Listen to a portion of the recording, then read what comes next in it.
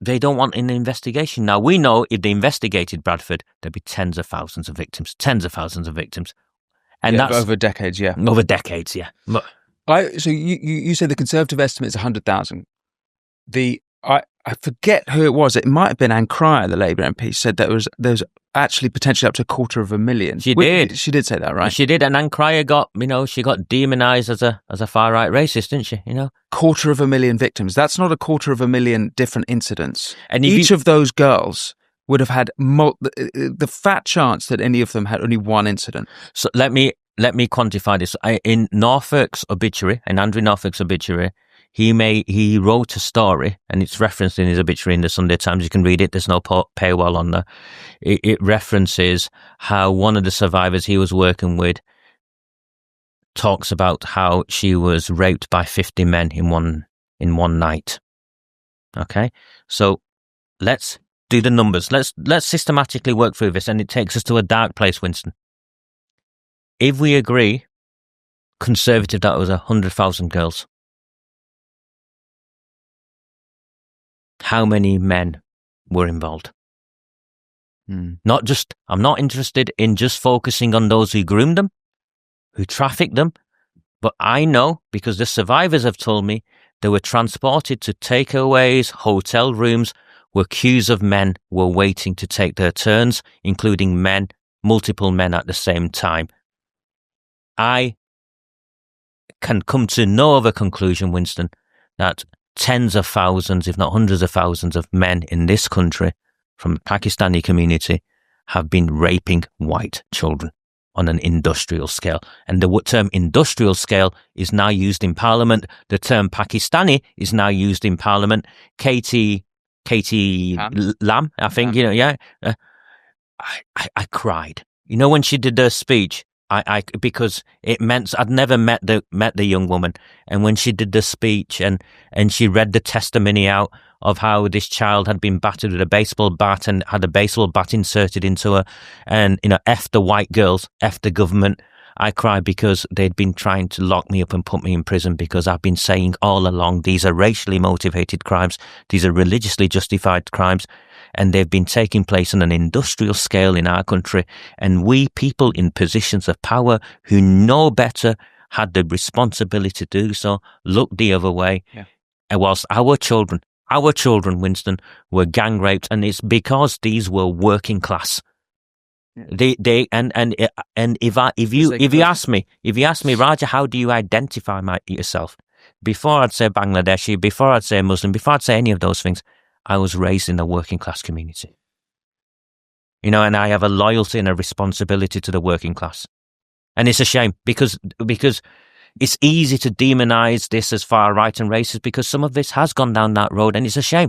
And that's why people like me, it's important for people like me to occupy this space. I totally agree with that. I totally agree. And we just need to show that the problem is if the non-Muslims don't see any Muslims speaking out against it, they're going to lump in all Muslims. It's easy, isn't it? It's easy. It's human nature. It's easy. It's human nature, but when you're talking about our nation's children, people don't care about political correctness. They give a fuck. Yeah, what the fuck is going on? Yeah, and we can understand. It's totally understandable why people go that. That's why I think you're doubly brave. I mean, it doesn't even. As I've already said, that you call this out. Just on the point of how many male perpetrators there are and the numbers you give, I think it's very important to note that, as well as for every, so if there's 100,000, let's say Conservatives 100,000 girls victims, and then there's potentially hundreds of thousands of male perpetrators. For each of those male perpetrators, you then have their families protecting them. And this was not only in the Anna Hall Channel 4 documentary Groomed, where she infiltrated some of the WhatsApp groups of the families trying to protect them, but she also showed them protesting outside courthouses, outside councils, I think. And this is something, these are the people you described in this conversation as going after you. So it gets bigger and deeper and deeper. It gets deeper and deeper. And so one of the watershed moments in this entire scandal was the Rochdale grooming gang. Yeah, and the conviction of the Rochdale grooming gang, and a guy called Shabir Ahmed. He's called Daddy. They knew him as Daddy. The Betrayed Girls, the Free Girls sort of docudrama was based around that. And Daddy was the guy who worked for Oldham Council. They kept it covered up and worked for Oldham Council as a welfare officer. And he sat in his room in the community centre, and the men came in. He had his black book, and he was booking appointments. So you and I were paying as a taxpayer to fund him whilst he was booking appointments with people who were coming in for welfare advice. Actually, they're coming in to book appointments with children that he was coordinating across the country. Now, the cover-up with Daddy, and to this day, the government is still hiding this. And I know because it's from my town, and I've gone and spoken to people, and I forced this out. One, first and foremost, he was a senior Labour Party activist in the town. He was a member of the establishment in the town because he sat on the board of the Citizens Advice Bureau. You only get to sit on the board of the CAB in a town like mine if you're one of the establishment figures, someone from the Law Society, so, someone who was been awarded a freeman of the town sort of status. Those are the people who sit on the board of the Citizens Advice Bureau. Daddy, 9 times the police and the council should have arrested him. In their own report, in their own cover-up report, you've got to go looking, but in their own cover-up report, 9 times they should have arrested him. They failed to arrest him. And who was going and testifying against him all the time, reporting all the time? His daughters. His daughters were the ones who were going and reporting him. Winston. His daughters are now in protective custody. His wife committed suicide in the boating lake of Alexander Park. If you go in the boating lake, it's where you go, and they don't do it anymore. When I was a child, I used to have a rowing boat. You could give 50p and row around it, and we'd throw each other in. You can, even as a child, it only comes, up to your chest. She drowned herself. So there have been people in that community, in my community, fighting against this all the time, and this is why mateless is wrong. These are not just racially motivated crimes. It is worse. The Pakistani rape gangs are distinct because there is a political class in this country that has actively participated in the cover-up. So mateless is actually, that's such an interesting point.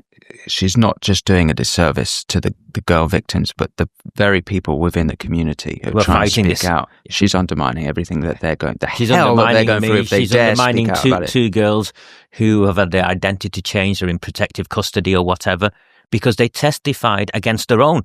They can't live in that community anymore. Do you understand, Winston? They can't live in that community anymore. Yeah. I still, during the darkest moments, I'd put my daughter to bed, and she was young enough where we'd share the bed. I'd sleep with a knife under my pillow, and I'd barricade the front door of my house every night. This is what we are fighting, and the state knows, the police know. The state is an active partner in this, and they're not fighting. This isn't anti-racist. They're not fighting. It's not racist calling this out, because there are people from my own community who've been calling this out, who've sacrificed their lives. And is this?